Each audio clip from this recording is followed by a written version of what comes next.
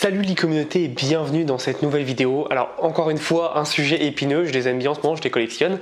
Mais pourquoi il ne faut pas être salarié? Je vais t'expliquer mon point de vue, encore une fois c'est mon point de vue, c'est mon avis à partir de mon expérience, de ce que moi je pense. Cette vidéo n'est pas faite pour tout le monde, être entrepreneur n'est pas fait pour tout le monde du tout, je le reconnais, je le conçois et je vais te l'expliquer, donc je vais mesurer mes propos, hein. C'est pas non il ne faut pas être salarié, c'est il ne faut pas l'être si tu es comme ça, etc. Donc je vais tout expliquer, ne t'en fais pas, je ne veux pas faire de la polémique, encore une fois je vais t'expliquer mon point de vue par rapport à ça et qu'est-ce que je peux faire pour t'aider justement à prendre conscience que être salarié aujourd'hui n'est peut-être pas fait pour toi. Donc comme je disais en introduction, il faut faire attention parce qu'on a trop souvent ce fantasme de l'entrepreneur aujourd'hui. Être entrepreneur c'est cool, tu le vois sur Instagram, sur Facebook, sur YouTube, être entrepreneur, tu voyages, c'est bien, etc. Moi c'est ce que je fais, je le véhicule ce message parce que c'est le mode de vie que je veux mener. C'est-à-dire qu'aujourd'hui, si je veux partir en vacances, demain je prends des billets et je pars. Et encore une fois, je dis vacances, mais parce que pour moi dès que je pars à l'étranger c'est des vacances alors que je travaille. Donc on reviendra après là-dessus, mais c'est totalement différent. Donc voilà, c'est cool aujourd'hui d'être entrepreneur, mais c'est pas fait pour tout le monde. Le problème c'est que ce message justement véhiculé à un trop grand nombre de personnes pense que c'est la vie de rêve. Malheureusement, ça ne l'est pas du tout. Il y a vraiment des bons côtés et des mauvais côtés d'entrepreneur, je vais tout expliquer, mais c'est pas une vie de rêve.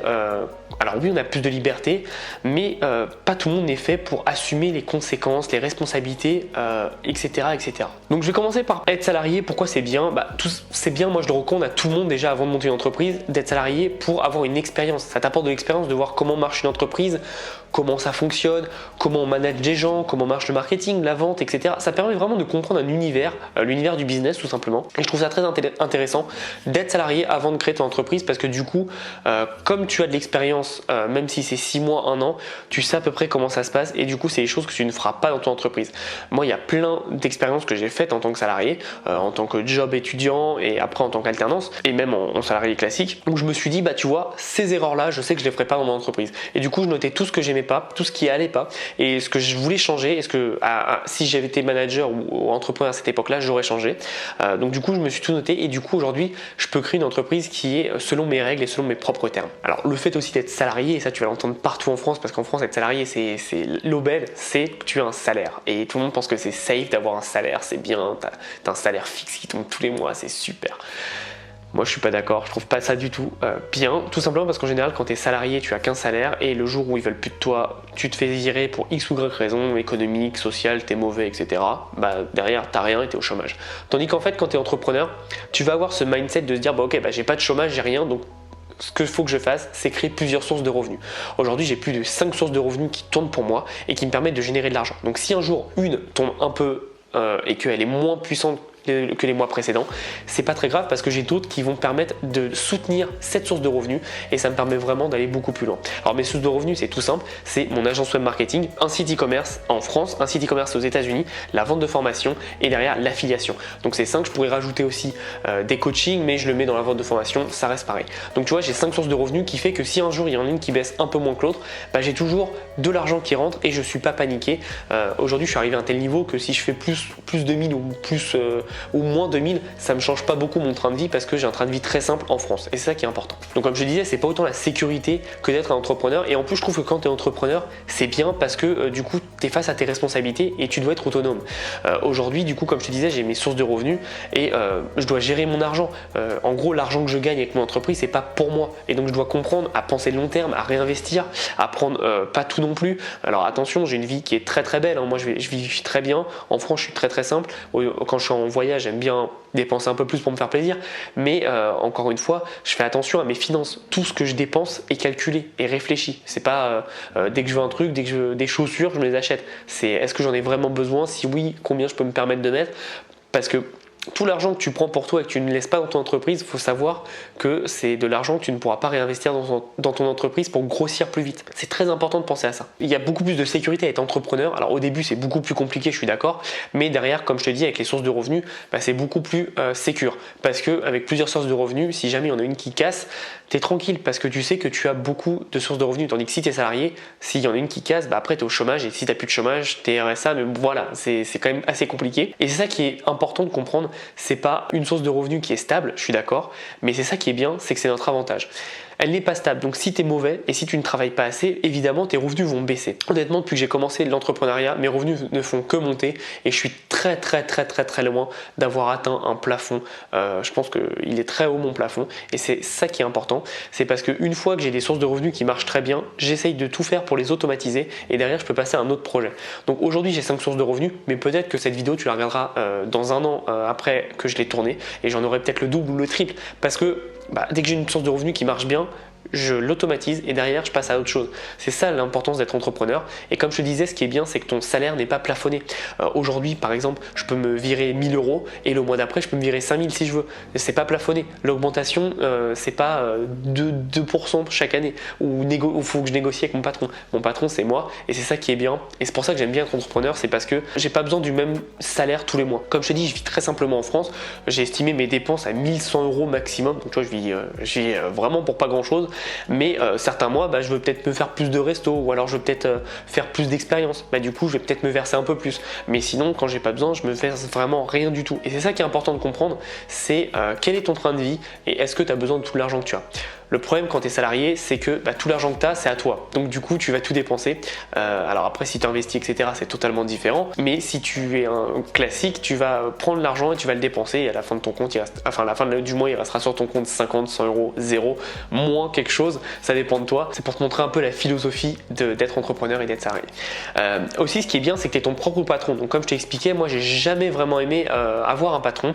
Alors pas que je suis un rebelle ou quoi. C'est juste que en fait, j'ai toujours été assez en avance sur le management, sur le marketing et j'appréciais pas comment on faisait. Je travaillais pour des grandes entreprises et c'était très long quoi. Par exemple, j'ai eu une expérience, un jour j'étais salarié dans une entreprise, une très grande entreprise et le problème c'est que j'ai travaillé pendant 3 mois sur un projet qui au final n'a jamais vu le jour et c'est super décourageant parce qu'en fait le management n'a pas été bon à la base pour se dire est-ce que ça vaut le coup de le faire ou pas avant de partir? Ils ont dit ok on part et en fait à la fin c'était pas le cas.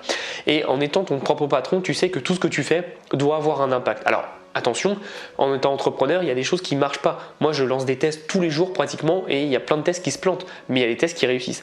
Donc ça fait partie du jeu, ça je le sais, mais par contre, je travaille pas pour quelqu'un. Après aussi, il y a la chose qu'il faut comprendre, c'est quand tu travailles pour quelqu'un, donc quand tu es salarié, tu travailles pour l'enrichir, tu travailles pour son propre rêve. Donc il faut vraiment penser à ça et ne pas se dire que salarié c'est bien parce que tu es tranquille. Comme je te l'expliquais, c'est pas fait pour tout le monde. Il y en a qui veulent pas avoir des responsabilités, il y en a qui veulent pas avoir un job qui est un peu incertain parce que demain, le mois prochain, je peux pas te dire combien je toucherai. Alors évidemment, je sais à peu près vu mon historique, mais je peux pas te l'affirmer précisément. Et c'est pas fait pour tout le monde. Encore une fois, si tu es heureux en étant salarié, c'est très bien, bravo à toi. Je dis pas que salarié c'est nul. Je pense que ça dépend du mindset des gens. Moi, mon état d'esprit, c'est je peux pas être salarié, c'est pas possible. Je ne peux pas travailler sous l'ordre de quelqu'un parce que j'ai besoin de manager les choses, de gérer et de faire comme bon me semble. C'est pas non plus encore une fois parce que je suis un prince et que je veux faire ça ou ça. C'est juste que j'ai ma vision des choses, du business et je veux l'appliquer à mon entreprise. Et depuis que je le fais, j'ai des bons résultats. Donc pourquoi pas continuer. Encore une fois, ce qui est bien aussi quand tu es entrepreneur, et là je sais que ça va faire rêver pas mal de personnes, c'est que tu gères ton temps.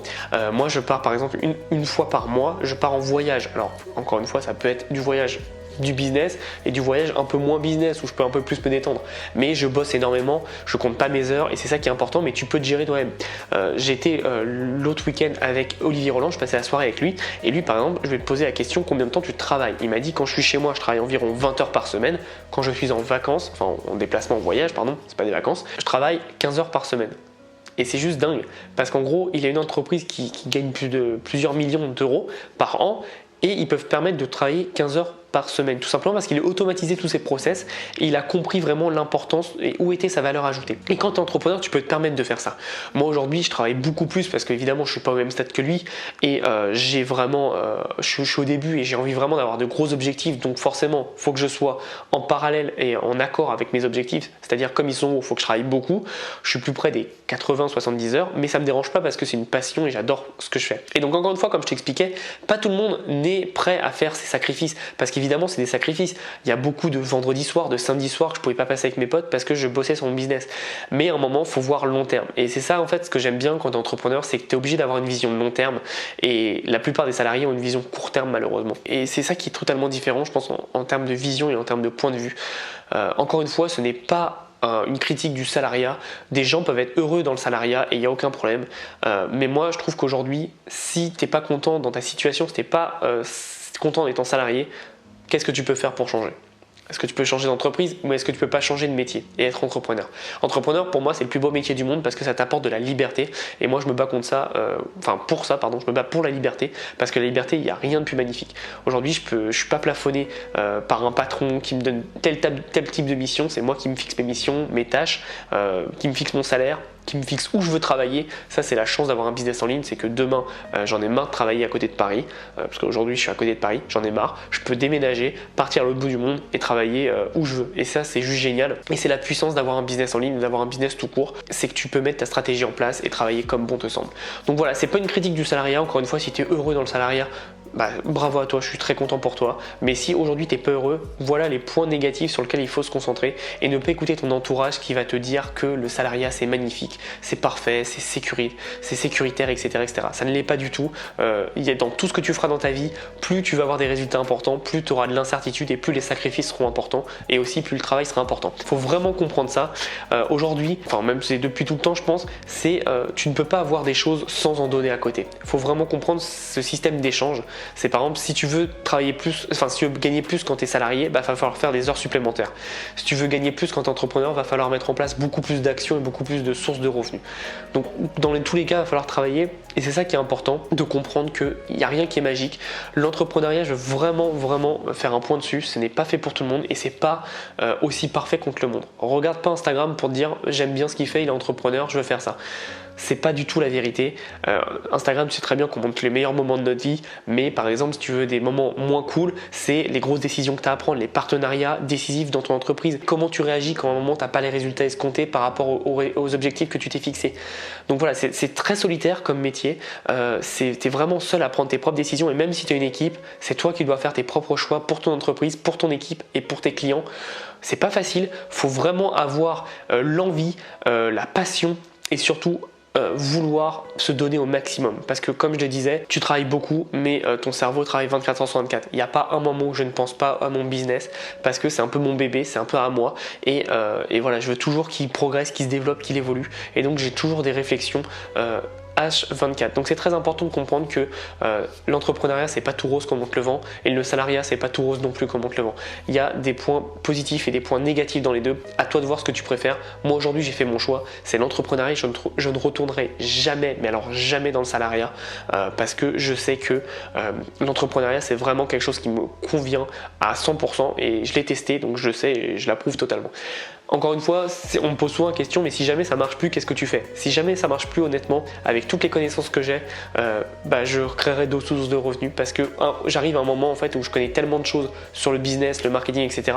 que je ne pourrais pas être un simple salarié dans le sens où j'ai trop d'idées. Donc c'est très important de savoir que même si un jour ça marche plus, tu peux jamais être assuré que ça marche à 100%. C'est à toi de t'adapter, de comprendre qu'est-ce que tu peux faire pour que ça remarche. Mais en étant salarié, évidemment, c'est qu'est-ce que tu peux faire pour avoir un meilleur job. Donc voilà, c'est totalement différent. Je voulais te faire ce parallèle-là. Encore une fois, il y a beaucoup de gens qui s'affrontent sur l'un ou l'autre. Je pense que c'est ta façon de penser, c'est où est ton bonheur. C'est vraiment pense à ton bonheur avant tout et qu'est-ce que tu peux faire et mettre en place dans ta vie pour être heureux. Alors, dis-moi en commentaire si tu es salarié aujourd'hui ou entrepreneur et dis-moi ce que tu préfères dans telle ou telle chose. C'est très important d'avoir ton point de vue. Je te remercie encore d'avoir visionné cette vidéo et si tu veux changer de vie et passer à l'action, j'ai ma formation Les Clés du Succès qui est à 47 €. Donc tu cliques en dessous et ça peut te permettre vraiment de t'ouvrir des nouvelles opportunités grâce à cette petite formation qui est vraiment très complète. Je te souhaite une belle journée et comme je te dis tout le temps, passe à l'action. À bientôt.